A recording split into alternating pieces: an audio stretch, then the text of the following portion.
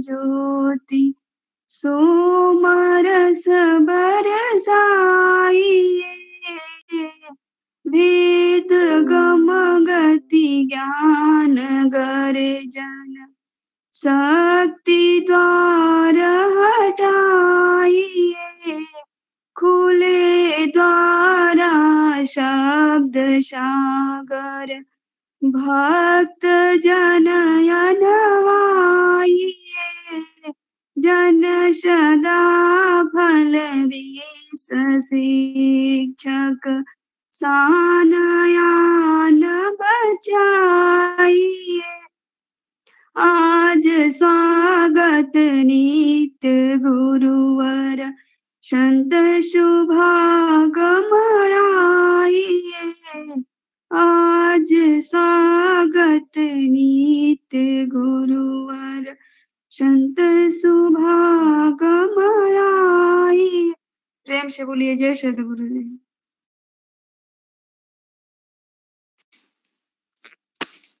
बहुत बहुत धन्यवाद आपका। आपने सद्गुरुदेव का स्वागत किया। सद्गुरुदेव हमारे हम सभी के बीच व्यक्त और अव्यक्त रूप से विराजमान हैं। हम सभी ने प्रार्थना किया कि हे प्रभु हमारे दोष दुर्गुण को दूर करें और शुद्ध हंस बनाए। जैसे हंस में निर्छीर विवेक होता है वैसे ही हम सभी के अंदर सत्य और असत्य का बोध हो। अब हम सभी सत्संग की अगली कड़ी में चलते हैं। विश्व की मंगल कामना हेतु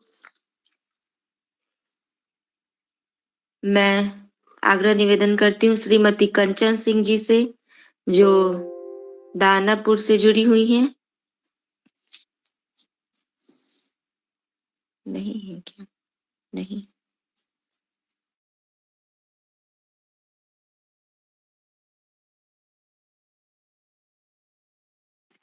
वो जुड़ी हुई नहीं है। मैं आग्रह करती हूँ श्रीमती रानी गुप्ता जी से कि आप सद्गुरुदेव के मंगल गान का श्रवण करें। बोलिए सगुरुदेव भगवान की जय हो। अनंत सत्ता का चौड़ा मेरा कोटि सा नमन है सभी गुरु भाई बहनों को। जय सतगुरुदेव। मंगल गान। विश्व शांति नाम मंगल परम गुरु को ध्याइए। वर्ग द्वंद अशांति दूर कर भाव भेद मिटाइए। सार्वभौम समष्टि सत्ता ध्यात्म राज बनाइए। भेष भाषा भाव जग में ज्ञान पर दरसाई। समृद्ध सुख शांति धरातल स्वर्ग भूमि बनाइए।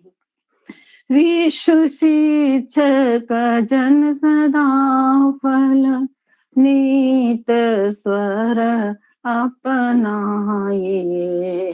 विश्व शांति नाम मंगल परम गुरु को ध्याइए। परम गुरु को ध्याइए। बोलिए सद्गुरुदेव भगवान की जय। बहुत बहुत धन्यवाद आपका। हम सभी ने सद्गुरुदेव से प्रार्थना किया कि हे प्रभु विश्व में शांति की स्थापना एवं सर्वोर मंगल के लिए परम सत्ता सद्गुरुदेव जी का ध्यान करें। हे प्रभु हमारा जो समाज है वो वर्गों में विभक्त एवं अशांत है, आपस में भेदभाव है। इस भावना को मिटा दीजिए। बहुत बहुत धन्यवाद आपका। मैं अब सत्संग की अगली कड़ी में चलती हूँ। मैं आग्रह निवेदन करती हूँ सुश्री दीप्ति जी से कि आप एक संदेश मूलक भजन का श्रवण कराएं।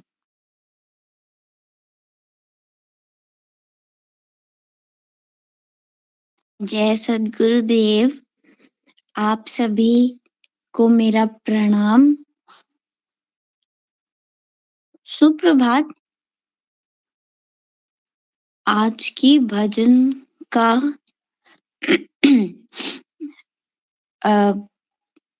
बोल है, ए प्यारे जीवन थोड़ा भजन प्रभु की तू कर लीजे। यह शब्द प्रकाश का ए प्यारे जीवन थोड़ा भजन प्रभु की तू कर लीजे। ए प्यारे जीवन थोड़ा भजन प्रभु की तू कर लीजे। कृतज्ञता नर की यही जीवन का फल ले लीजे। अनुरक्त जिसमें हो मित्रों छूटेगा अंत जानोगे। विवश में दुख पाओगे स्ववश सुख सत मानोगे। विवश में दुख पाओगे स्ववश सुख सत मानोगे। युवती बालवा बंधो महल धन कोश जो तेरा। युवती बालवा बंधो महल धन कोश जो तेरा। वियोगी एक दिन प्यारे प्रबल हरि काल जब घेरा। गजराज तजी भौम अकेले हंस जाओगे। सदा फल भक्ति सत धर्म सोए तो साथ पाओगे। सदा फल भक्ति सत धर्म सोए तो साथ पाओगे। ए प्यारे जीवन थोड़ा भजन प्रभु की तू कर लीजे। कृतज्ञता नर की यही जीवन का फल ले लीजे। ये प्यारे जीवन थोड़ा भजन प्रभु की तू कर लीजे। ये प्यारे जीवन थोड़ा भजन प्रभु की तू कर लीजे। जय सद्गुरुदेव। धन्यवाद।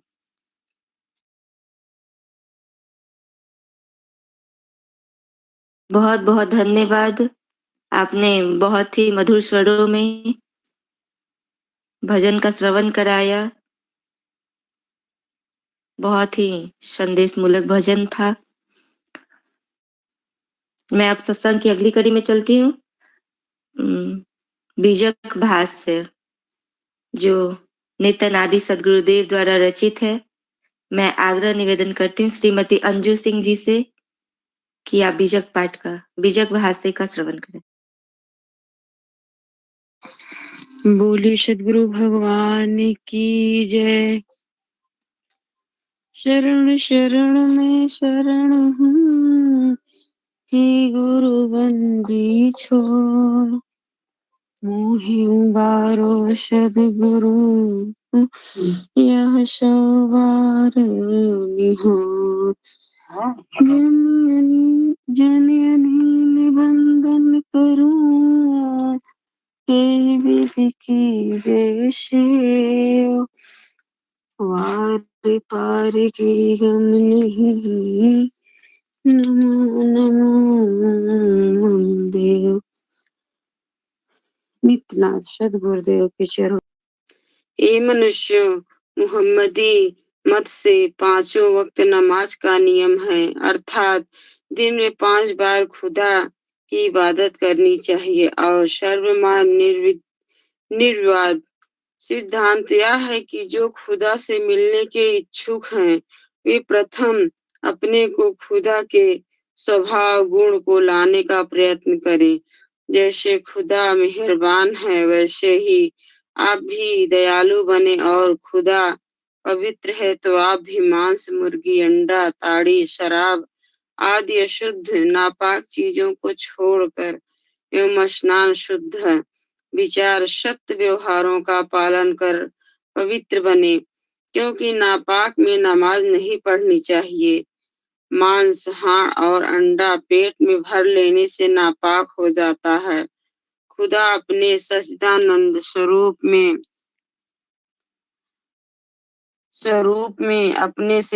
अपने में सर्वदा आनंदित रहता है। वैसे ही अपने चेतन विचार, स्वयं चेतन अनुभवजन्य सुख के अतिरिक्त हुरे, गिलमे आदि नीच भोग, दुर्वासनाओं को एवं अन्य इंद्रियजन भोगों को अपने रूह से पृथक हटा दें, अर्थात इनका उपयोग ना करें एवं अन्य के धन, नारी पर अत्याचार ना करें तथा अपने को खुदा की इबादत करने योग्य बनावे। तुम नापाक के भय से मिट्टी जल लेकर पेशाब करते हो और रजबीर से मिले हुए अंडे को प्रेम से भक्षण करते हो। यह कैसा ज्ञान है, अड़कपन है, जहाँ अधिकारी बन पूरे मुर्दिश के उपदेश के द्वारा खुदा की इबादत निरंतर आप करते हैं। अन्यथा नमाज क्या तरीका लड़कपन, बाल विनोद, एक प्रकार की कसरत है और कुछ नहीं, क्योंकि उठना बैठना, सिर झुकाना एवं हाथ फैलाकर देखना पूरे मुर्दिशों की दृष्टि में एक बाल क्रीड़ा मात्र है और कुछ नहीं। खुदा की इबादत अधिकारी बन रूह से होती है, बाहर शरीर इंद्रियों से नहीं। अतः नमाज के साधन द्वारा खुदा की इबादत नहीं होती, क्योंकि वह खुदा हरफे इल्फाल से बहुत दूर है और कलमा व्यर्थ है। इसलिए नमाज खुदा की सच्ची इबादत नहीं। इस भाव पर कबीर साहब कहते हैं कि नमाज अम्ल हराम है, खुदा मिलने का साधन नहीं। बोले सदगुरु भगवान की जय। बहुत बहुत धन्यवाद आपका। आपने बीजक भाष्य किया। मैं अब सत्संग की अगली कड़ी में चलती हूँ। ग्रंथ रचे अध्यात्मिका, जो सदि गुरु पद पाय, देव सदा फल ब्रह्म में, रचि जग जीवन साय। स्वरवेद शब्द का अर्थ होता है, जिसमें स्व का अर्थ होता है ब्रह्म और वेद का अर्थ होता है ज्ञान।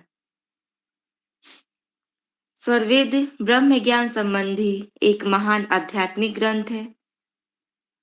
कल हमारे सद्गुरुदेव अपने अमृत वाणी में भी बोले हैं कि स्वरवेद जो है अध्यात्म का संविधान है।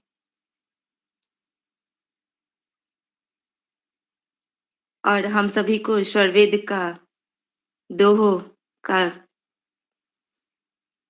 स्वरवेद के दोहो को साधना करने से पहले अवश्य पढ़ना चाहिए। तो मैं आग्रह निवेदन करती हूँ श्रीमती वंदना राय जी से कि आप स्वरवेद के दोहो का श्रवण कराएं।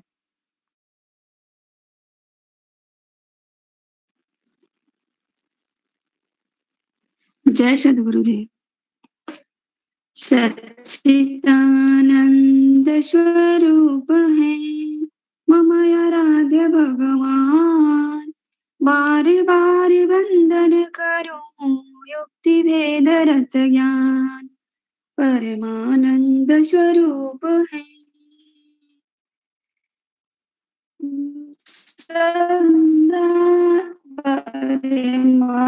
महान स्वरूप, अपरिच्छेद सागर भरा अमृत तत्व अनूप। जय सद्गुरुदेव। प्रथम मंडल तृतीय अध्याय दुआ संख्या 1। महकारण कैवल्य दो, जीवन मुक्ति नहीं दे, देह चार वे रहत है, रह संग निज गे। भाष्य स्थूल सूक्ष्म कारण महाकारण कैवल्य और हंस ये आत्मा की 6 अवस्थाएं अर्थात 6 देह होती हैं। आत्मा की शुद्ध देह हंस अवस्था है। हंस देह से जीव क्रमशः कैवल्य महाकारण देह को प्राप्त होकर फिर कारण सूक्ष्म और स्थूल को प्राप्त होता है। कैवल्य देह को अपने ब्रह्मत्व का भाव आ जब यह अभिमान जीव में आ जाता है वो अमृत पर ब्रह्म को छोड़कर पतन को प्रकृति प्रवाह में है। महादेह से प्रकृति आने की दृढ़ भावना जीव को होती है। महाकाल दोनों देह अज्ञान ब्रह्म के कारण प्राप्त होती है। जब आत्मा का से संबंध जाता है प्राकृतिक अवस्था के प्राप्त देह को कारण देव कहते हैं। जब वहां से आत्मा का प्रकृति के भोग के लिए नीचे पतन होता है तब इस सूक्ष्म देह को 19 तत्वों की प्राप्ति हो जाती है। 10 इंद्रियां 5 प्राण एवं तुष्ट अंतःकरण ये 19 तत्वों की बनी हुई सूक्ष्म देह है। सूक्ष्म शरीर में आत्मा को प्रकृति के करण उपभोग के लिए प्राप्त हो जाते हैं। सूक्ष्म शरीर के प्राप्त हो जाने पर यह जीवात्मा रजवीर्य के द्वारा गर्भ में प्रवेश कर व्यक्ति बाहर जगत में आ जाता है। जन्म बाल किशोर तरुण वृद्ध एवं मृत्यु इन 6 अवस्थाओं को प्राप्त होने वाली देह को स्थूल देह कहते हैं।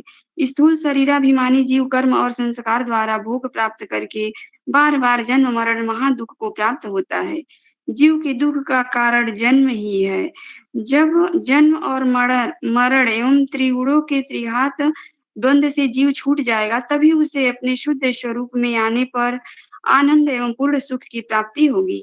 आत्मा की शुद्ध देह हंस देह है। जिस काल में वह प्रकृति के बंधनों से अत्यंत छूट कर अपने शुद्ध स्वरूप से अव्याहत गति से परमानंद का उपभोग करती है आत्मा के शुद्ध रूप से परमानंद का ही उपभोग होता है। अज्ञान भ्रम की अवस्था में ही जीव प्रकृति के सुखों की इच्छा और उसकी प्राप्ति कर जन्म मरण के संश्रित क्लेश से दुखी रहता है। इसलिए आत्मा की शुद्ध अवस्था हंस अवस्था है।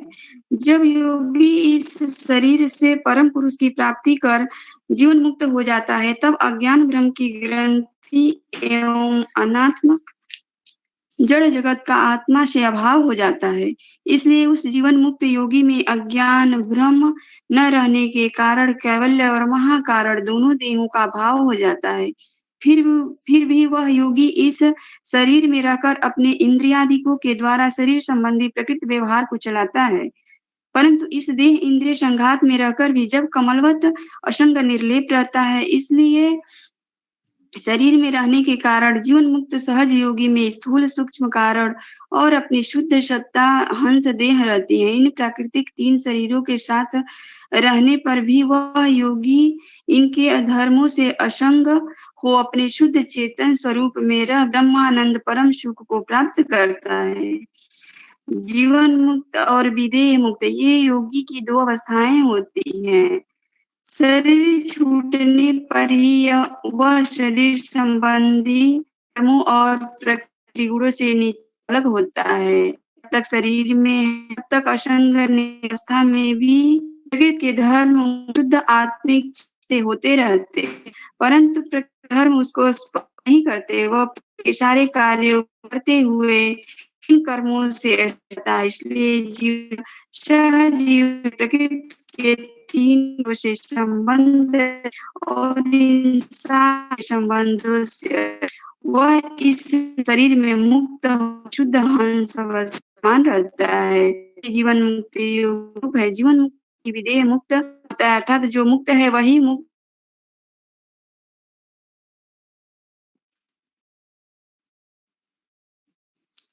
है। क्या जैसे आवाज आ रही है?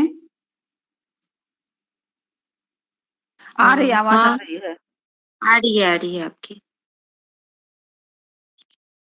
योग वियोग परमाणु से पर शरीर परवेश कल्पती शरीर युक्ति है अमरत्वयादेश। 3 प्रकार के अमरत्व होते हैं। इन 3 साधनों से योगी जन अमर होकर अपने इच्छानुकूल संसार में गुप्त या प्रकट भ्रमण कर जग जीवों को दर्शन देते हैं। अमर योगी हिमालय गुहा या निर्जन स्थानों में शुद्ध परमाणु ज्ञान से अपने शरीर को स्थिर कर अपने परमानंद में निमग्न हो जाते हैं। कोई कोई अमर योगी इच्छानुकूल महाप्रलय तक अपने शरीर को रखते हैं। जीवन मुक्त हो जाने पर योगी जन अपनी इच्छानुसार इस भौतिक संसार में चिरकाल तक निवास करते हैं और भक्त प्रेमियों को प्रकट होकर व्यक्त शरीर से दर्शन भी देते हैं। जब योग मार्ग के अनुभव पथ के अभ्यासी भक्त को अपने मार्ग में कठिनाई पड़ती है, तब ये अमर योगी उसकी आत्मा में अपनी ज्ञान शक्ति का संचार कर उसको अपना आध्यात्मिक प्रकाश प्रदान करते हैं। 3 प्रकार के अमरत्व से परमाणु योग वियोग पहला अमरत्व है। इस परमाणु योग विज्ञान द्वारा योगी पुरुष परमाणुओं की लोम विलोम की क्रिया द्वारा शरीर को दृढ़ स्थिर कर देता है। योग और वियोग द्वारा शरीर के परमाणुओं में दृढ़ता आ जाती है और नव जीवन को धारण कर योगी दृढ़ स्थिर शरीर वाला हो जाता है। परमाणुओं में सदैव गति रहती है। उस गति क्रिया को जानने वाला प्रकृति विज्ञान का योगी अपने शरीर को संसार में चिरकाल तक रखता है। इसमें भी 2 प्रकार के भेद है। पहला योग वियोग द्वारा शरीर का धारण और रक्षण होता है और दूसरे में परमाणु के वियोग योग की अनुभव कला से योगी जन शरीर के परमाणुओं को लोम विलोम द्वारा उसमें लय कर शरीर का अभाव कर देते हैं, जिससे कितने योगी पुरुष का शरीर देहांत काल में नहीं प्राप्त होता। यह परमाणु लय विज्ञान द्वारा शरीर का त्याग कर योगी अमरत्व को या विदेह मुक्ति की अवस्था को प्राप्त करता है। शरीर के परमाणुओं को क्रमशः लय करके विदेह होने की क्रिया को अमरत्व कहते हैं। अतएव परमाणु विज्ञान द्वारा ही शरीर को स्थिर और शरीर का लय ये दोनों क्रियाएं योगी जन करते हैं।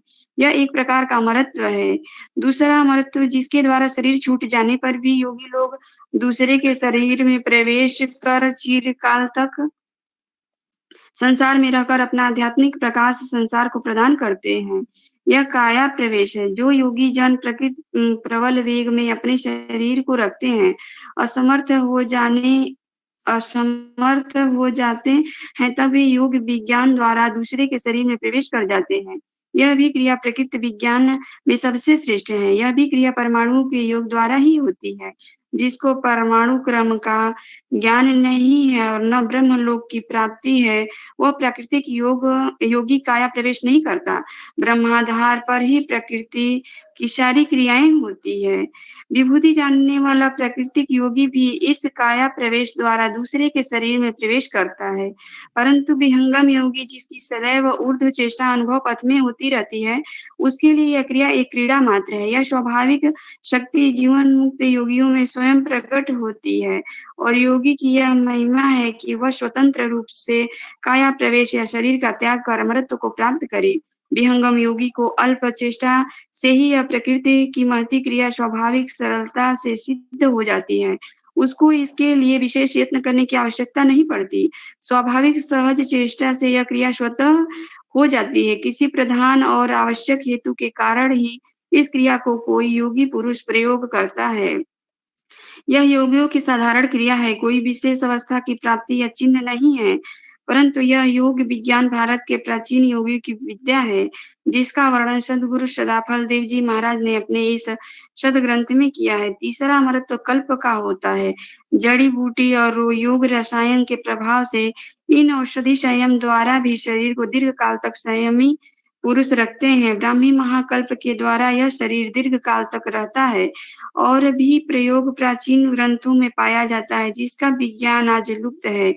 शुद्ध वायु जल और औषधि विज्ञान के कल्पों द्वारा भी योगी जन शरीर को दृढ़ रखते हैं, परंतु इस विज्ञान और संयम का पालन करने वाले पुरुषों का अत्यंत अभाव है। महाकल्प के प्रयोग द्वारा शरीर के परमाणु दृढ़ और स्थिर हो जाते हैं और बुद्धि का महान विकास होता है। यह क्रिया हिमालय एकांत स्थान शुद्ध जलवायु में हो सकती है, जिसका प्रभाव शरीर प्राण बुद्धि और मन पर पड़ता है। यह कल्प विज्ञान भी महान विज्ञान है, जिसके प्रयोग से शरीर दृढ़ होकर इच्छानुकूल संसार में स्थिर रहता है। यह क्रिया अनुभवी सत्पुरुष द्वारा ही करनी चाहिए।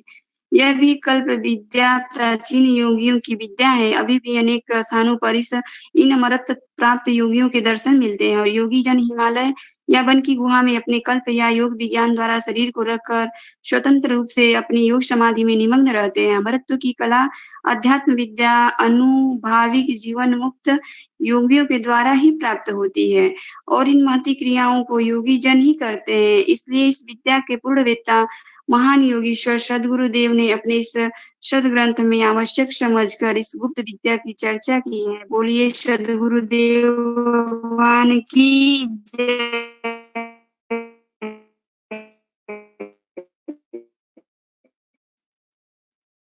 बहुत बहुत धन्यवाद आपका। आपने बहुत ही सुंदर ढंग से स्पष्ट रूप से सदगुरुदेव की स्वर वेद पाठों का श्रवण कराया।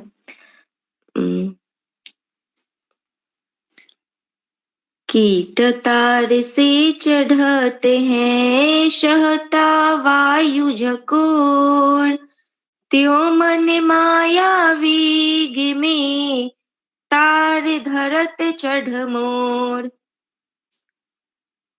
आइए हम सभी अनुभवात्मक साधना का प्रयास करें।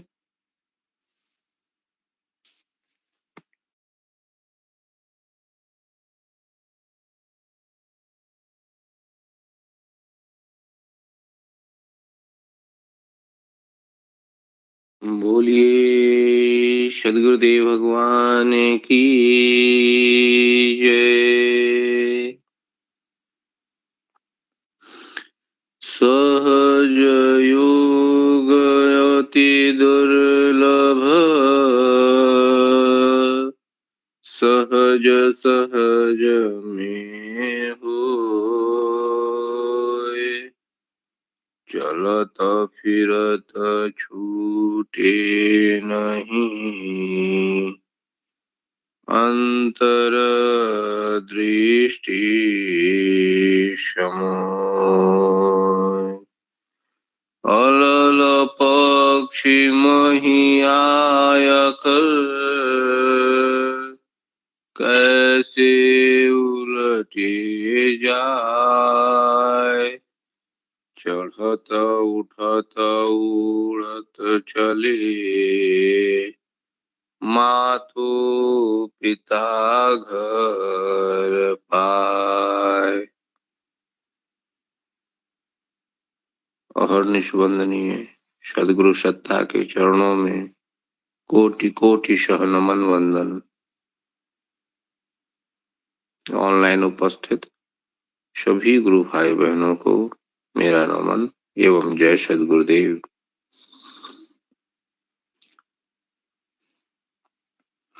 ब्रह्मवेला की साधना सत्र परम कल्याणकारी सदगुरुदेव की कृपा दृष्टि को प्रदान करने वाली है। हम सभी पृथ्वी के समानांतर लेटे हुए न होकर हम सभी पृथ्वी के लंबवत दृढ़ आसीन हैं। इस ब्रह्ममुहूर्त काल में पृथ्वी के लंबवत हम सभी साधना के लिए दृढ़ आसीन हैं। चुंबकीय रेखाओं को हम सभी लंबवत, हम सभी चुंबकीय रेखाओं से लंबवत स्थिति में हैं।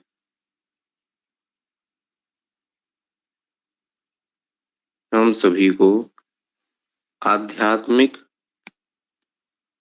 ऊर्जा प्राप्त हो रही है।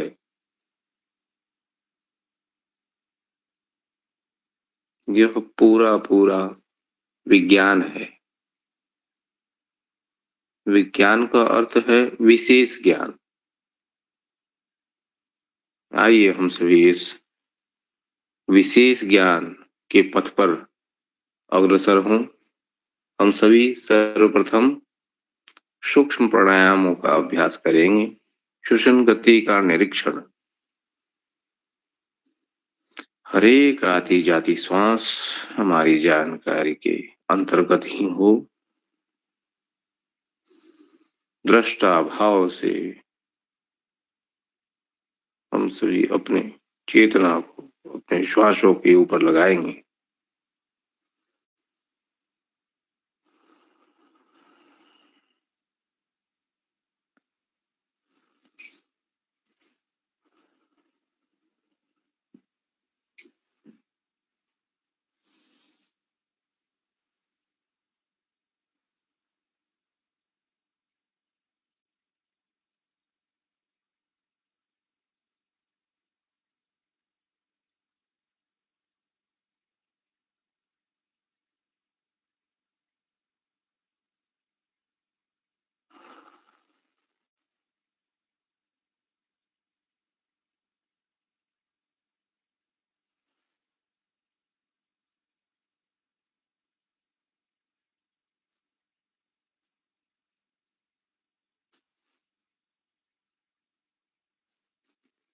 बड़ा ही अनमोल है यह श्वास।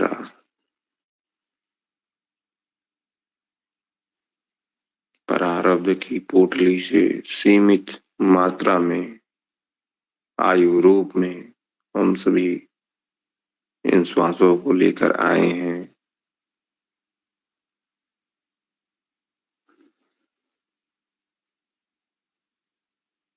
इसका उपयोग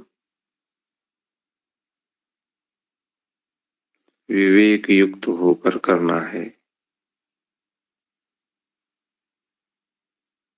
नदी में बह रही लकड़ी के समान हम इन श्वासों को बिना उद्देश्य के खर्च नहीं कर सकते।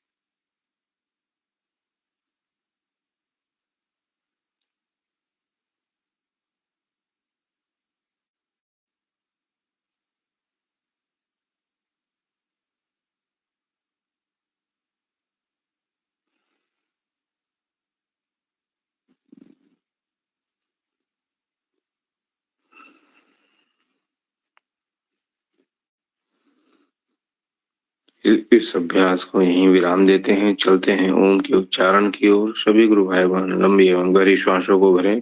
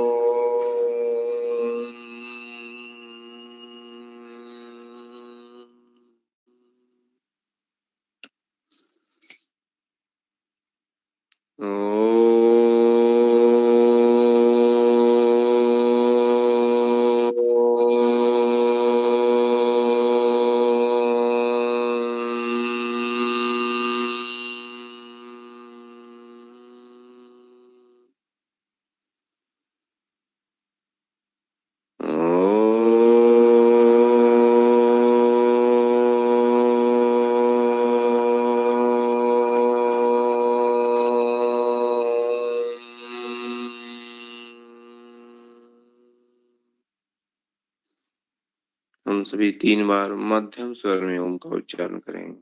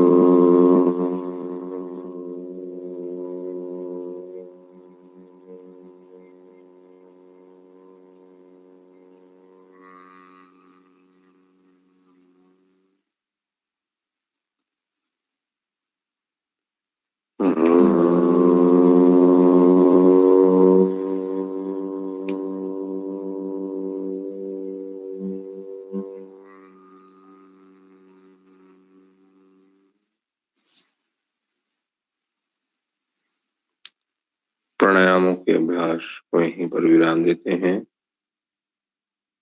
तो हम सभी चलते हैं साधना के अभ्यास की ओर।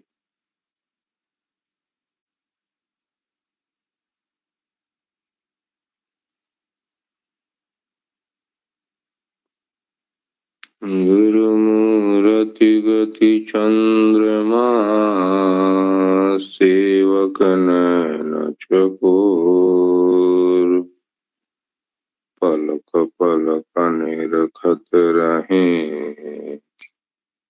गुरुमूर्ति की ओर। सद्गुरुदेव भगवान के व्यक्त स्वरूप का दर्शन। सद्गुरुदेव भगवान के चरणों में बारंबार नमन। सद्गुरुदेव भगवान के चरणों में बारंबार वंदन। सद्गुरुदेव से प्रार्थना।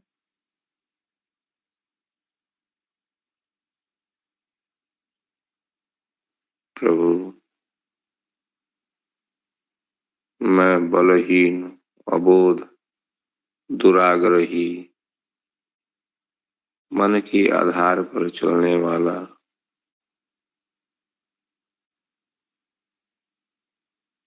अल्प बुद्धि वाला जीव हूं। हमारे अंदर सामर्थ्य नहीं कि मैं साधना का अभ्यास कर सकूं, ब्रह्म विद्या के इस गूढ़तम ज्ञान को धारण कर सकूं। परंतु हे कृपा सागर, हे भक्त वत्सल प्रभु, आप सर्व समर्थवान हैं।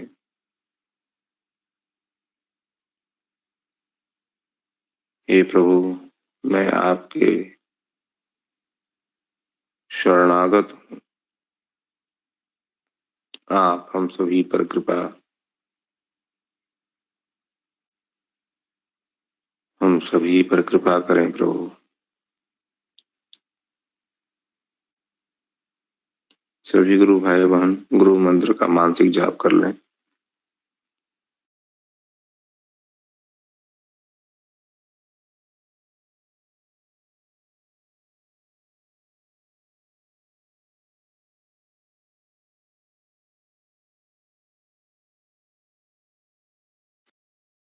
सभी गुरु भाई बहन अपनी चेतना को गुरु उपदिष्ट भूमि पर स्थित करें। जिनको जिन कोटि का उपदेश हो, आप उस कोटि की साधना आरंभ करें। अब चल साकाल है, नौबत अनहद बाज, इधर उधर मत देखिए, चढ़िए सुरति सम्हार, आसनाए स्थिर शांत दृढ़, इलेद में नहीं दे, बैठे मन मथ मारी के, सुमिरे पुरुष विदेह,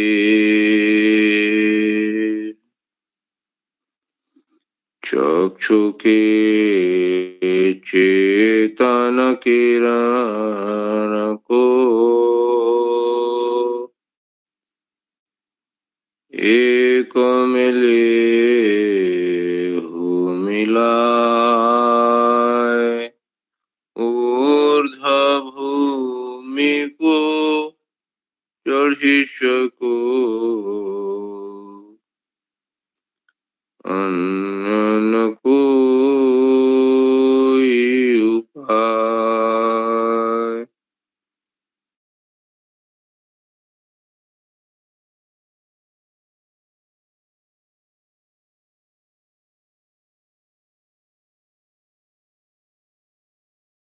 फल हरि कृपा,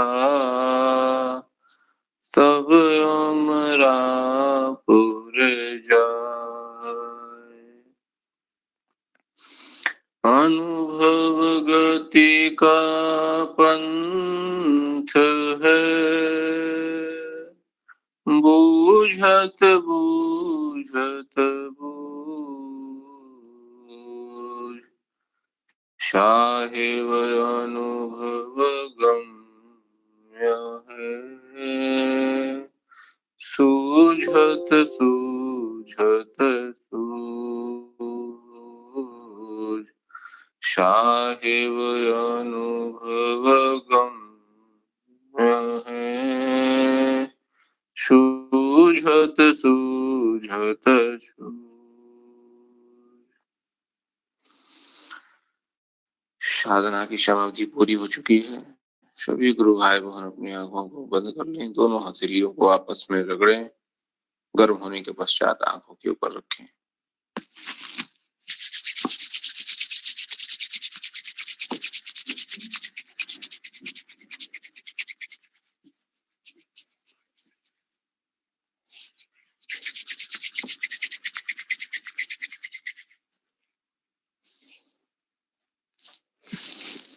बोलिए सद्गुरुदेव भगवान की जय।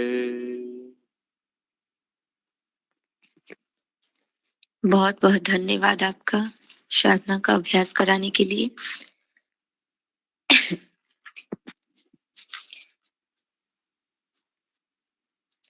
मैं आग्रह निवेदन करूंगी सद्गुरुदेव भगवान के अनन्य शरण शिष्य श्रीमान सत्य प्रकाश जी से कि आप अपनी वाणी से हम सभी को मार्गदर्शन दें। जय शरण शरण मैं शरण हूँ, हे गुरुवंदी छो मोहि वारो हे गुरु, यह सौभाग्य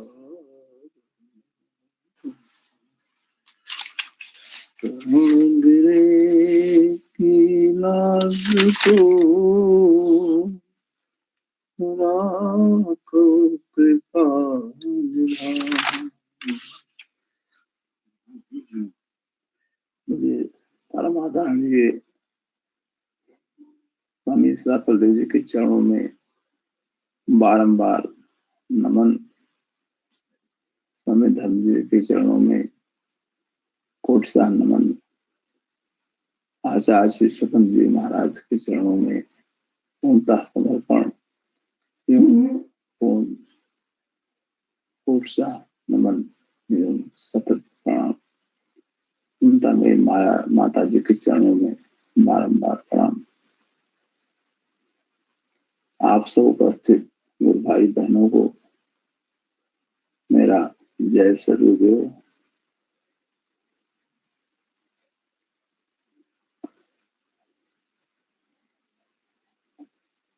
मुझे थोड़ा सा कहने का मौका मिला है, मैं थोड़ा अपनी बातों को कहना चाहूंगा।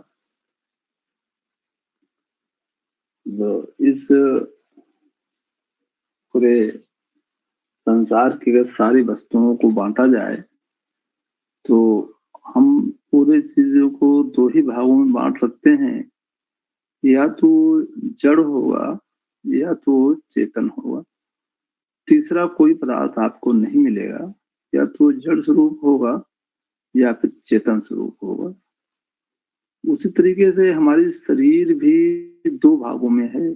जड़ हमारा शरीर है और शरीर में बैठा हुआ जो शरीरी है, जीव है, वो चेतन है। तो अब शरीर से कुछ न कुछ पार्ट ऐसा अलग हो जाता है जिससे कहा जाता है कि शरीर मिट्टी हो गया है या मृत हो गया है। तो जड़ शरीर तो यहीं रह जाता है, लेकिन चेतन जो हमारे जीव शरीर जो होता है बाहर निकल जाता है, उस पार्ट को आत्मा बोलते हैं। अब आत्मा जो बाहर निकल जाता है वो कहाँ जाता है, क्या करता है, इसके बारे में तो हम लोग ज्यादा चर्चा नहीं करेंगे, लेकिन इतना जरूर कहेंगे कि आत्मा चेतन है और जो हमारा परमानंद है, परम आराध्य, मतलब जो हमारे परम आराध्य, हमारे परम परमानंद हैं, वो भी चेतन है, प्रभु भी चेतन है। तो चेतन आत्मा, चेतन परमात्मा जब दोनों चेतन है तो दोनों को सजातीय कहा जा सकता है। हमेशा आप देखें कि जहां पे मित्रता होती है वहां सजातीय लोगों की होती है, विजातीय लोगों में बहुत दिन तक टिकता नहीं है, चाहे वो लो या कास्ट हो, वो कुछ दिनों बाद आपस में अलग हो जाता है। लेकिन लोहा लोहा को वेल्डिंग कर दिया जाता है तो बहुत दिन तक लगा रहता है। तो चेतन आत्मा हमारी जो है वो चेतन परमात्मा का ही एक अंश है। ईश्वर अंश प्रभु जीव अंश, ईश्वर अंश जीव अविनाशी। जो जीव है वो भी ईश्वर का एक अंश है, मतलब दोनों ही एक ही जाति के हैं। तो हम अब अगर बात करते हैं कि हम प्रभु की प्रार्थना कैसे करें, प्रभु की कृपा हमारे ऊपर कैसे हो, तो हमारी चेतन आत्मा जब प्रभु की प्रार्थना करेगी, भक्ति करेगी, तभी वो वास्तविक भक्ति होगी। जो भी हम अपने जड़ शरीर द्वारा कार्य करते हैं, इंद्रियों द्वारा जो कार्य करते हैं, वो सब कर्म की श्रेणी में आता है, वहां भक्ति नहीं है। तो अब अगर हमको भक्ति करना है तो मुझे चेतन आत्मा के धरातल पर करना होगा। इंद्रियों से ना ही साधन प्राण से बुद्धिमान से। साधन जो है कभी भी इंद्रियों से नहीं होता है, पूजा कभी भी इंद्रियों से नहीं होती है, पूजा हमेशा चेतन आत्मा से होती है। तो अब हमको भक्ति करने के लिए जब बता दिया गया परमात्मा से चेतन आत्मा ही चेतन परमात्मा का ध्यान करती है, पूजा करती है, तो कैसे करे? सबसे बड़ी चीज है कि उसका तरीका कैसा है। जैसे कहते हैं कि यदि विधिवत तुम साधन करी हो अमर लोक पहुंचाऊंगा, कि विधि क्या है, तो तरीका क्या है? तो तरीका में हमारे परम आराध्य जो हमारे स्ववेद में जो स्वामी जी ने लिखा है, साफ साफ उसमें वर्णन है कि समय, स्थान और आपका तरीका जो है वो सही होना चाहिए। अब हम लोग ब्रह्म मुहूर्त में साधन कर रहे हैं, क्यों कर रहे हैं? इसको हम दोपहर में 12 बजे भी कर सकते हैं। ब्रह्म मुहूर्त ये समय है। समय एक अगर हम उदाहरण दें, किसी नए चालक को कहा जाए कि तुम कार चलाओ और उसको भीड़ में छोड़ दिया जाए तो क्या कार चला पाए? अगर उसको सीखना है तो उसको जब रोड खाली रहेगी तभी सीख पाएगा। तो ब्रह्म मुहूर्त समय ऐसा होता है जिसमें ट्रैफिक कम होता है, मतलब प्रकृति में चंचलता जो होती है, प्रकृति में जो उथल पुथल होती है वो कम होती है, प्रकृति शांति होती है। उस समय अगर आप थोड़ा सा ध्यान करेंगे तो आपका ट्रैफिक जाम नहीं होगा। मतलब आप जो है अपने परम आराध्य परमानंद की भक्ति कर सकते हैं। बैठ के ध्यान लगाएंगे तो उथल पुथल कम होगी, आपका मन लगेगा। ये तो हुआ समय की बात। स्थान की बात जहां तक है, जैसे पहले कभी पूजा पाठ होता था गांव में, घर में, तो सब माँ बहनें कहती थी कि पहले तो गोबर से लीप दिया जाए ताकि वह स्थान साफ हो जाए। लिपना कोई वो थोड़ा नहीं लिपेंगे तो ईश्वर नहीं आएगा, लेकिन लिपने से क्या होता है कि आपको मन शांति मिलेगी कि हमारा स्थान जो है साफ हो गया। आप जब वहां बैठेंगे तो आपका मन रुकेगा। तो यहाँ पर स्थान का मतलब ये है कि आप पहले अपने मन को थोड़ा सा रोकिए। मन कैसे रुकेगा? आप थोड़ी देर स्वरवेद का 5 लाइन 6 लाइन पढ़िए, तो वो आपका स्थान, मतलब आपके मन, आप किस तरह पूजा कर रहे हो? आप शरीर से कर दे रहे हो, आप आत्मा से कर रहे हो, तो उसका थोड़ा सा एक शुद्धिकरण हो जाएगा कि हम 5 लाइन 6 लाइन जो भी पढ़ सकें पहले पढ़ लें, उसके बाद फिर हम अपने साधना में बैठें तो उसमें आपका मन लगेगा। तो ये हुआ समय, स्थान और विधि क्या है? विधि में जैसे अभी रवि जी ने बताया, जब भी ध्यान कराते हैं बताते हैं कि पहले आप अपने जो व्यक्त स्वरूप स्वामी जी हैं, व्यक्त स्वरूप जो हमारे गुरु, उनका एक बार ध्यान कर लीजिए। तो आप जब उसका ध्यान करेंगे और उसके बाद जब बैठ करके अपने भूमि पर ध्यान करेंगे तो आपको उसमें सहायता मिलेगी, आपको उसमें मन लगेगा, आपकी जो भक्ति होगी, आपकी जो बैठ के ध्यान करेंगे उसमें आप सफल होंगे, उसमें आपका आनंद आएगा। तो ये हुआ समय, स्थान और विधि। जब आप इसको ढंग से पालन करेंगे, अब अगर ज्यादातर लोग कभी कभी कह देते हैं कि अरे इसमें गुरु की क्या जरूरत है, गुरु की जरूरत यहीं पर है। अगर ये इतना आसान है तो इसको एक बुकलेट बना करके छाप दिया जाए, छाप करके पब्लिश कर दिया जाए, क्या जरूरत है किसी की, हर आदमी पढ़ लेगा, हर आदमी ध्यान कर लेगा। लेकिन इसमें गुरु की जरूरत इसीलिए है कि व्यक्त स्वरूप परमादर का एक बार जब ध्यान करके तब पूजा करेंगे तो आपको उसका अलग ही आनंद मिलेगा।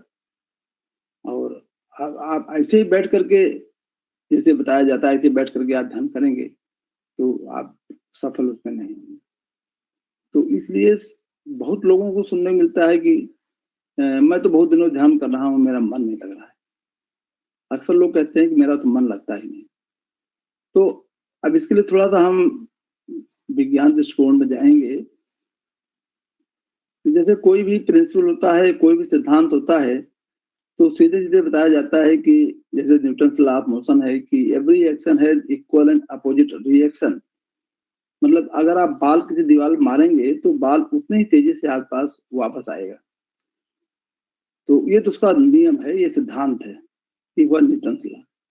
अब कोई बाल ले ले और उसको बालू के ढेर मारे और कहो कि बाल तो वापस नहीं आया, न्यूटन लॉ गलत हो गए। तो न्यूटन से गलत नहीं हुआ, आपका तरीका गलत है। तरीका गलत क्यों है कि आप जहां पर बाल मार रहे हो वो बाल को रिवर्ट नहीं कर रहा है, बाल को रिफ्लेक्ट नहीं कर रहा है, क्योंकि वहां पर बालू है, उसको वहां जाकर के उसको पकड़ ले रहा है, वो वापस नहीं आ रहा है आपके पास। तो आप ध्यान कर रहे हो, लेकिन ध्यान जिस स्थान पर करो वहां पर दलदल है, वहां पर बालू है। तो कैसे आपको उसका परिणाम कैसे मिलेगा, उसका फल कैसे मिलेगा, कैसे रिवर्ट होगा वो? तो उसको पहले आप जब बार बार बाल मारेंगे एक ही स्थान पर, तो क्या होगा कि धीरे धीरे वो टफ हो जाएगा। तो जब टफ हो जाएगा तो वही बाल, जो पहले बाल वापस नहीं आता था आपके पास, फिर वही बाल धीरे धीरे आपके पास वापस आने लगेगा। उसी तरीके से अगर आप बार बार ध्यान करेंगे और इस जैसा बताया गया उस विधि से बैठ करके आप मेडिटेशन करेंगे, थोड़ी ध्यान लगाएंगे, तो धीरे धीरे वो स्थान जो दलदल है या जो वहां पर बालू है धीरे धीरे टफ होगा और आपका मन लगने लगेगा। कहने का मतलब हमारा ये है कि ये कह करके कि नहीं मेरा तो मन नहीं लगता है, ये कहने का मतलब यही है कि आपका जहां पर आप ध्यान कर रहे हो, जहां पर मन लगा रहे हो, वो स्थान, आपके शरीर का स्थान जो है वो अभी उतना कैपेबल नहीं है कि आपके ध्यान को वो रिवर्ट कर पाए, आपको समझ में आए कि मैं ध्यान कर रहा हूँ। कुछ उदाहरण हमारे पास ऐसे भी हैं कि जैसे अभी हम लोग एक हमारे लालगंज भाई साहब आए, तो उनको हम लोगों ने ध्यान कराने के लिए बैठाया अपने मंदिर स्वामी जी के सामने। तो ध्यान करते करते अब पहले उनको बताया गया और ध्यान तरीका उनको बताया गया, उन्होंने ध्यान किया। अब आप विश्वास नहीं करेंगे कि वो 10 मिनट तक उठे ही नहीं। उनका ध्यान इतना, मन इतना तेज लग गया कि हम लोग घबरा गए कि अरे तो ध्यान लगाए हैं कि क्या कर रहे हैं, तो उठ ही नहीं रहे हैं। मतलब एकदम एकदम बिल्कुल मुद्रा में बैठे थे, बिल्कुल ध्यान लगा के 3-4 मिनट तक तो बिल्कुल हिले डुले ही नहीं। तो अब बल्कि हम लोगों को थोड़ा सा ये भी हुआ कि यार तो बिल्कुल, तो बाद में जब उनको थोड़ा सा हिलाया जाएगा बोले, लेकिन मेरे तीनों स्वामी जी मेरे सामने खड़े थे। जो फोटो आप मेरे सामने रखा है वो तीनों स्वामी जी मुझको साक्षात दिखाई पड़े। तो इसका क्या मतलब हुआ? इसका मतलब ये हुआ कि उनका जो स्थान है, उनका जो प्लेस है ध्यान करने का, वो टफ है।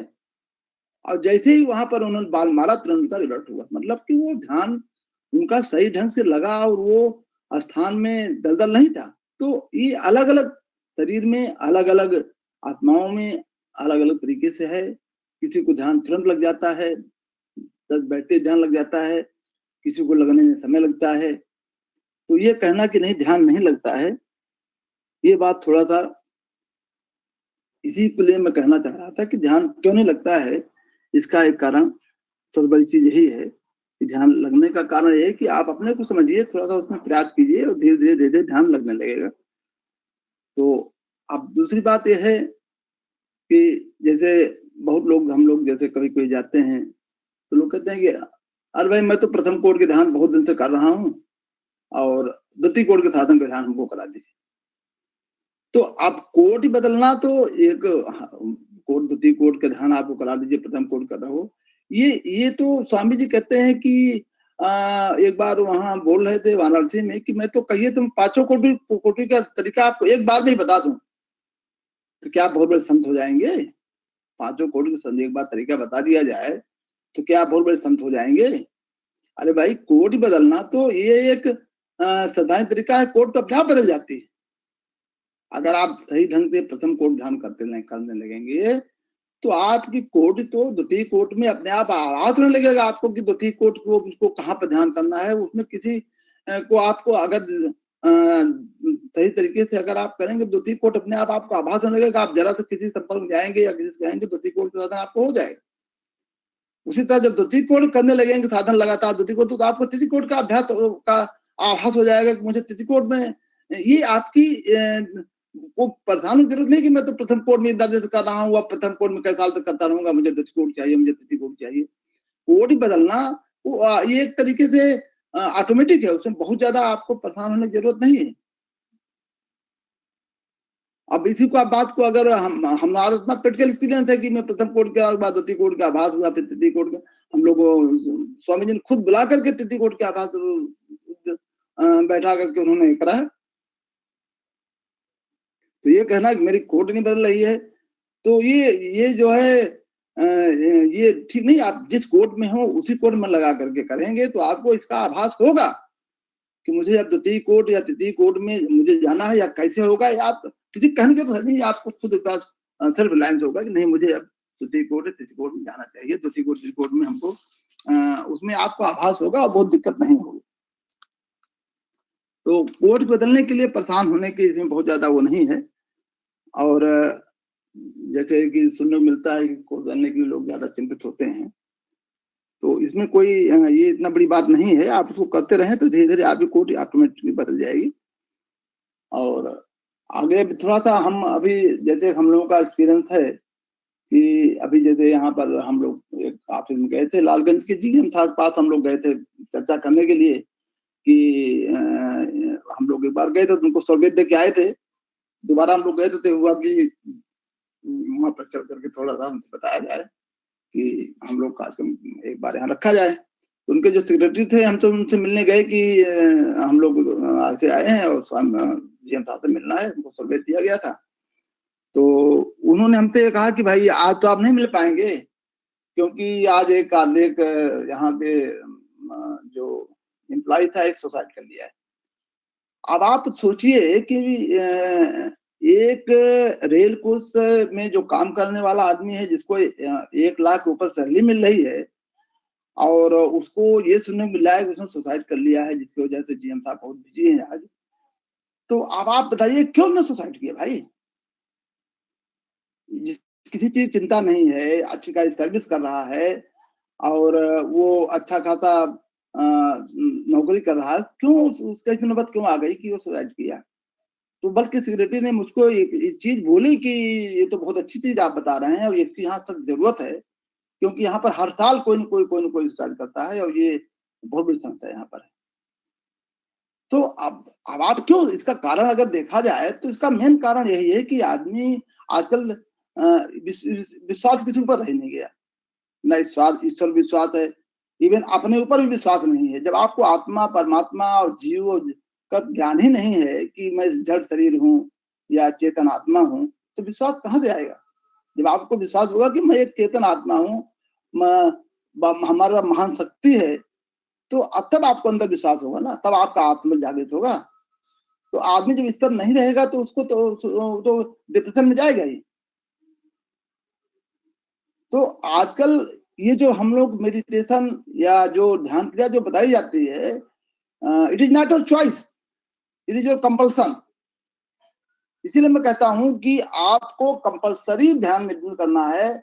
अगर आपको सांसारिक बाधाओं से, इन दुखमय संसार से अगर थोड़ा सा निश्चिंत होकर रहना है, तो आप ये नहीं कह सकते कि मेरी चॉइस है, मैं चाहूंगा तो करूंगा, नहीं चाहूंगा तो नहीं करूंगा। It is not a choice, now it is a compulsion.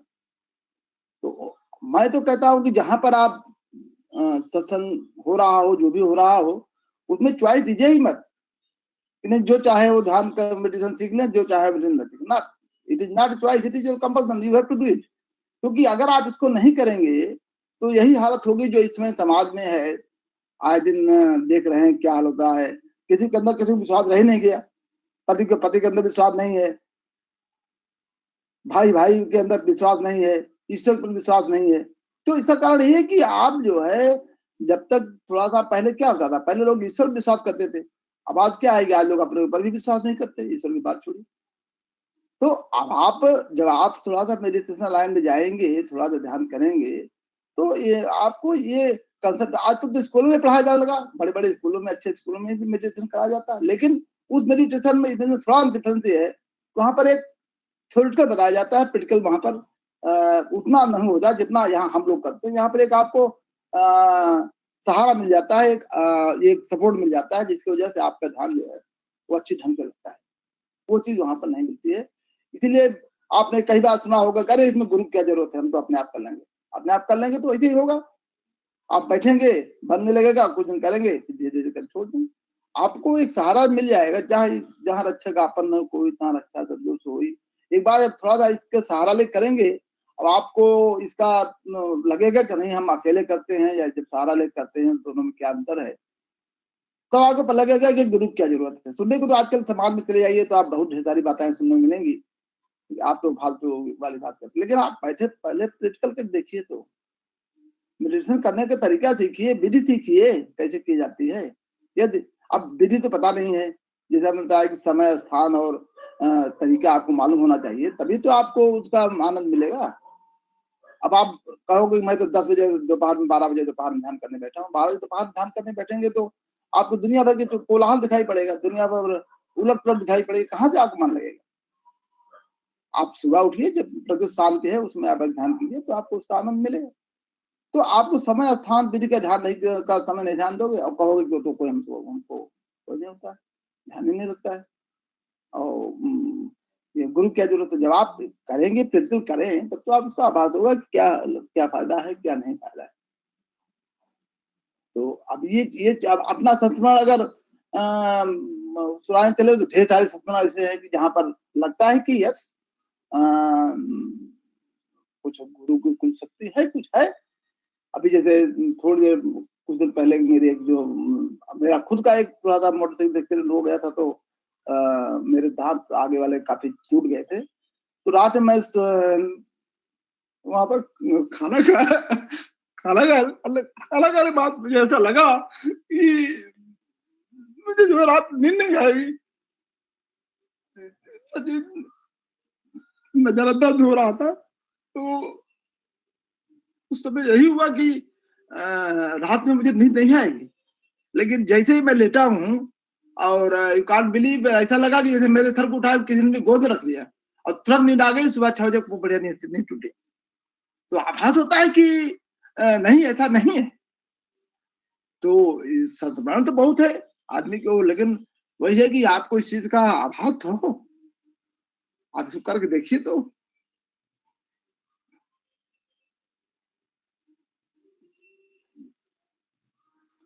और जहां तक बात रही इसकी, तो हम तो चाहते हैं कि बढ़िया से इसका एक कराया जाए। और हमारे यहाँ काफी लोग इधर इंटरेस्टेड हैं, तो एक कार्यक्रम बढ़िया से करा करके, हम तो लालगंज में भी एक कार्यक्रम करने की सोच रहे हैं, वहाँ के लोग काफी इंटरेस्टेड हैं। कई बार हमसे कहे भी कि आइए आप लोग, कार्यक्रम यहाँ कराया जाएगा। तो इसके बारे में कुछ विचार किया जाएगा। बोले सदगुरुदेव भगवान की जय।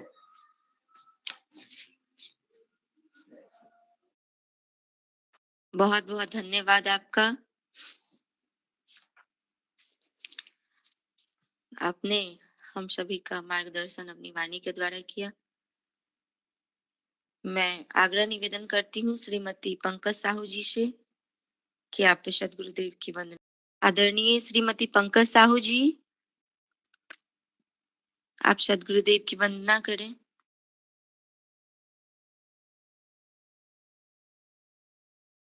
बोले सदगुरु भगवान की जय।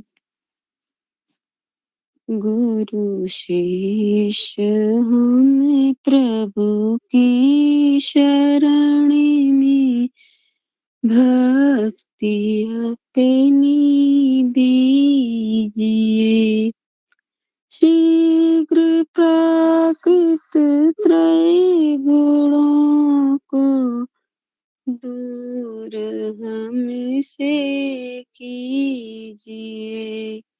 शिष्य गुरु में प्रेम शांति हर्ष भी में उद्धार हो।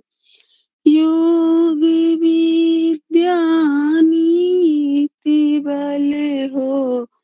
बीते बल उपकार में अटल निज कर्तव्य पथ में साहस बल दिन दिन बढ़े। जिज्ञासु हो कर विष आवे। कर्म गति हमसे पढ़े। पराविद्या योग दुर्लभ मंत्र विष उद्धार का। प्रभु गुप्त तत्व सुदीन हमको भारी जगी परिचारिका। अधिकार मानव जाति की प्रेम धारा जिन बहा। जिज्ञासुपन से देव शिक्षा करे परीक्षा रत रहा। दुष्ट दुर्जन जगी लुटेरे विघ्न करे उपकार में। अतताई बाधक राक्षसों को क्या करूं इस बारे में। इनको सुबुद्धि दे दया मैं समझ महिमा योग की। निर्विघ्न विश्व प्रचार हो। विनती सदा फल योग की। पराविद्या पत अखा फूल फल विस्तार हो। अनन्य गति फल की कोलाहल पक्षीमय संसार हो। गुरु शिष्य हमको फल प्रदायनि ज्ञान सर्व आकार हो। जन सदा फल प्रभु शरण में जीवन प्राण आधार हो। प्रभु कल्प संत समाज उत्तम सर्वधर्म आचार्य हैं। जिमी नद आश्रित सिंधु के हैं, विश्व पथमय कार्य हैं। प्रभु सत्य संत समाज तेरा, आप रक्षा कीजिए। जन सदा फल ज्ञान भक्ति, वृद्धि दिन दिन कीजिए। बोलिए सद्गुरु भगवान की जय। बहुत बहुत धन्यवाद आपका। आपने सद्गुरुदेव की वंदना की। हे प्रभु, हम सभी भक्तों को सभी प्रकार से ज्ञानों से परिपूर्ण करें। मैं अब सत्संग की अगली कड़ी में चलती हूँ। मैं आग्रह निवेदन करती हूँ श्रीमती रानी गुप्ता जी से कि आप सद्गुरुदेव की आरती करें।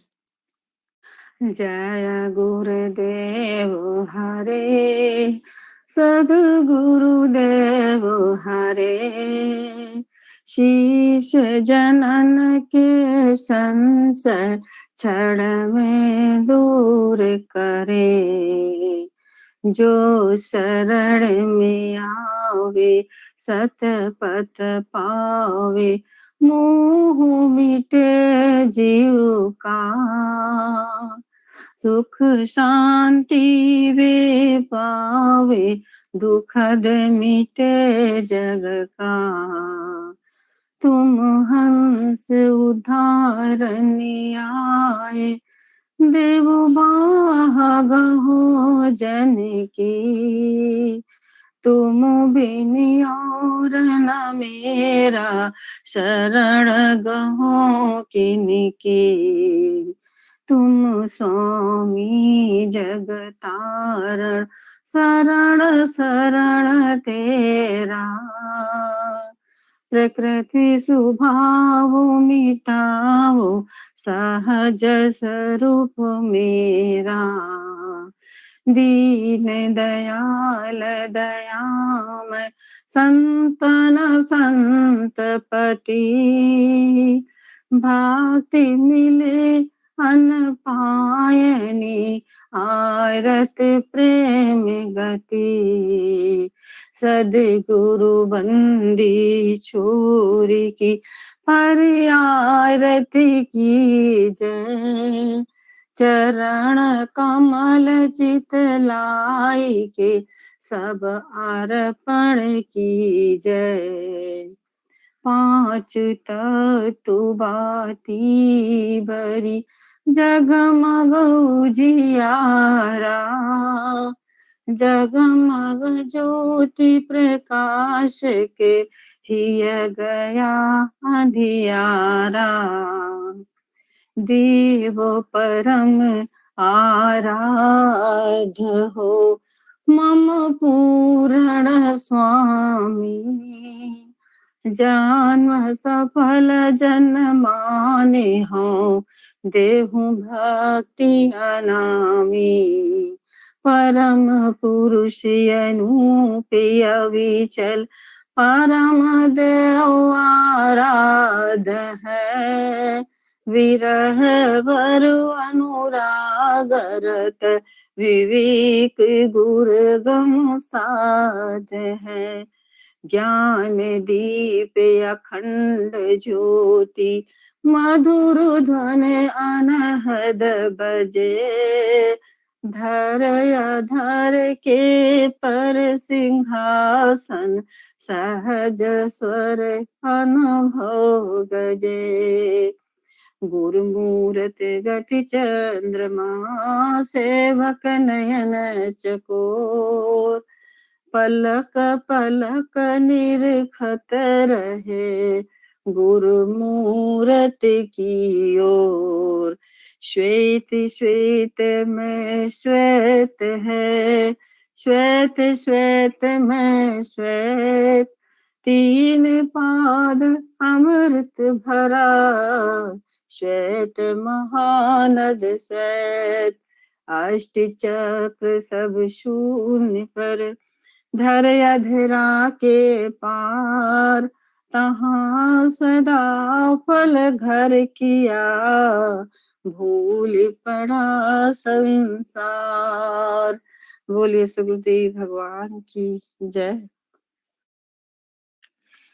बहुत बहुत धन्यवाद आपका। इन 5 बातियों द्वारा की गई आरती द्वारा पंच शब्दों से बने शरीर एवं इनके सभी अंग प्रत्यंग श्वेत प्रकाश से प्रकाशित हो गए।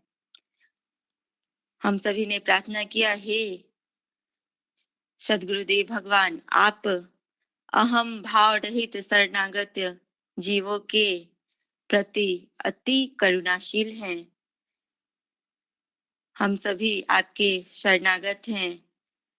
हम सभी को अनन्य प्रेम भक्ति का मार्ग मिले, यही आपसे प्रार्थना है। मैं अब सत्संग की अगली कड़ी में चलती हूँ। मैं आग्रह निवेदन करती हूँ श्रीमान वैभव सिंह जी से कि आप सद्गुरुदेव की शांति पाठ का श्रवण कराएं।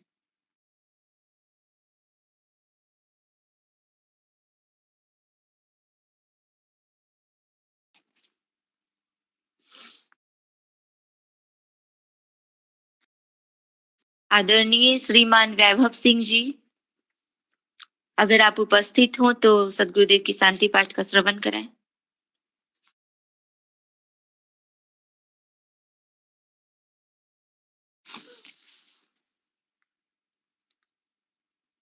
वैभव सिंह जी उपस्थित नहीं है। मैं आग्रह निवेदन करूंगी सुश्री उन्नति राय जी से कि आप शांति पाठ और जय घोष का श्रवण करें। जय सद्गुरुदेव। घोर शांति में ही शांति हो, आप शांति शशि शांति, औषधियों की शांति हो और वनस्पति शांति, विश्वदेव की शांति हो, अक्षर अंतर शांति, पंच शब्द की शांति हो, अंतरिक्ष की शांति, शांति समुद्र अपार है, अमित अनंत है शांति, सौ स्वरूप पर शांति हो, सर्व शांति हो शांति, नी अक्षर की शांति हो, नीत असीम है शांति, आप शांति सब शांति है, सर्व शांति में शांति, आज स्वीकृत गुरु शांति हो, स्वयं सिद्ध गुरु शांति, अभ्यास सिद्ध गुरु शांति हो, परम परा गुरु शांति, संत अंतरी शांति हो, मुक्त हंस की शांति, पूर्ण ज्ञान की शांति हो, भक्ति महासुख शांति, सहज समाधि शांति हो, जीवन मुक्ति की शांति, दया धर्म की शांति हो, निज स्वरूप की शांति, विराग त्याग की शांति हो, उदासीनता शांति, सेवा जित शिष्य शांति हो, संत शांति हो शांति, हे प्रभु शांति स्वरूप हो, शांति शांति में शांति, शांति शांति जन शांति हो, पूर्ण शांति में शांति, हे प्रभु शांति प्रदान कर, दूर हो सर्व अशांति, देव सदा फल शांति में, शांति शांति सुख शांति। जय घोष। नित्यानादि सद्गुरुदेव की जय। स्वयं सिद्ध सद्गुरुदेव की जय। अभ्यास सिद्ध सद्गुरुदेव की जय। जय। परंपरा सद्गुरुदेव की जय। ब्रह्म विद्या विहंगम योग की जय। जय। अंकित श्वेत ध्वजा की जय। परम तीर्थ विधिकुट आश्रम की जय जय जय ऋषि सदाफल आश्रम जय। शुक्ति समाधि धाम की जय जय जय हिमालय शून्य शिखर आश्रम की जय जय मधुमती आश्रम की जय दंडवन आश्रम जय की जय जय सर्वेद जय महामंदिर हो धाम जय सर्वेद महामंदिर धाम की जय हम सबका संकल्प महान जय महामंदिर निर्माण हम सबका संकल्प महान मंदिर निर्माण सर्वेद महामंदिर निर्माण सर्वे हम सब महामंदिर निर्माण देव की जय जय। बहुत बहुत धन्यवाद आपका उन्नति जी, आपने बहुत